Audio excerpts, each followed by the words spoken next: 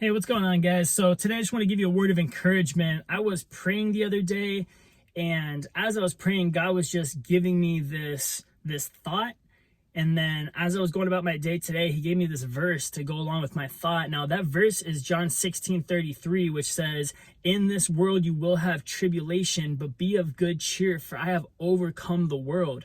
Right now I just think that the world is so evil, right? It is so sinister and so tyrannical and diabolical what's going on around the world, not just in America, not just in Australia, not England, just the whole world, right? I feel like the devil is just preparing and paving the way for the Antichrist, and he's preparing everyone for this new world order just led by the Antichrist, and we're just going to see a lot of tribulation coming. We're going to see a lot of tribulation coming, a lot of hard times coming upon the world, a lot of fear, a lot of anxiety, a lot of uncertainty, and we're just going to see evil really just prosper, really prosper. And as a believer, that can get really discouraging. It can get really discouraging.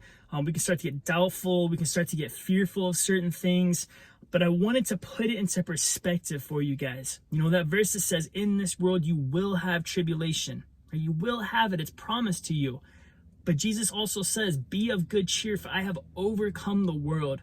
Now, when he says that, what he means is the battle is already won, right? The war is already over. When Jesus Christ died on the cross, he defeated sin and death. He defeated Satan. He defeated all schemes of man, all evil. It was crushed and dealt with on the cross, right? It's over. There's nothing that the enemy can do that is going to win this war, right? They might sprout up and prosper for a little while, but in the end, Jesus is going to get the victory, right? God is going to crush our opposition, right? And we're going to reign with Jesus for all of eternity. And he's going to wipe away every tear. He's going to wipe away all pain, all sorrow, all bad thoughts, all anxiety, everything. It's going to be gone. It's not even going to matter anymore, right? You're going to remember it no more. Now, to put this into even greater perspective for you guys, when we start to see the evilness of man prosper and the enemy, Satan, when we see him start to rule certain things in the world and his plans start to become fruitful and prosper and all this stuff,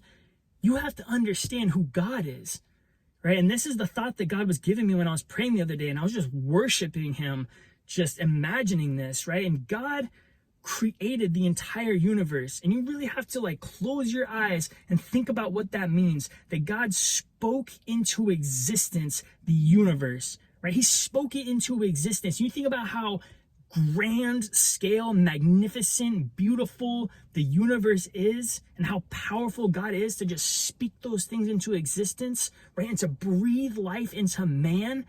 Who are we in comparison to God, right? Who are we in comparison to God? And the devil can't create anything, right? The devil does not have the power of God. He is nothing compared to God, right? He is just a speck of nothingness on the grand scale of what God is and who he is. Right? So when you look at God, who breathed life into man, who spoke things into existence, and how beautiful and magnificent the world is that we live in, right? I look at the clouds sometimes and I'm just like, wow, Lord, just the fact that you created something so beautiful, such as the sky.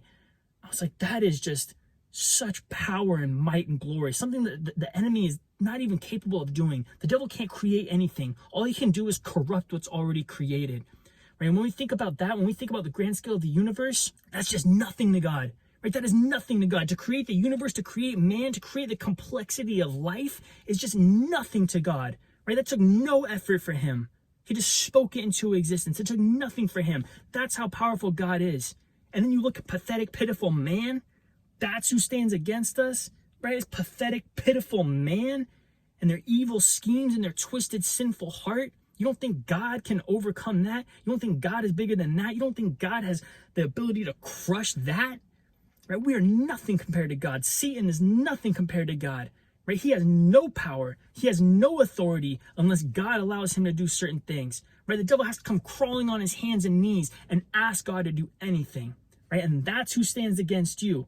And if you were with God, right? If you were his son, right? If you were part of his family, and that's what stands against you, is pathetic man and the devil who has to crawl on his hands and knees to get permission from God to do anything, you have nothing to fear, right? So be of good cheer, because Jesus Christ already won this war on the cross. It is already finished, right? That's what Jesus said. It is finished. Okay, this war is done. You have nothing to fear. No scheme of man, no scheme of death, nothing can harm you. Okay, so trust in the Lord Jesus Christ with all your heart.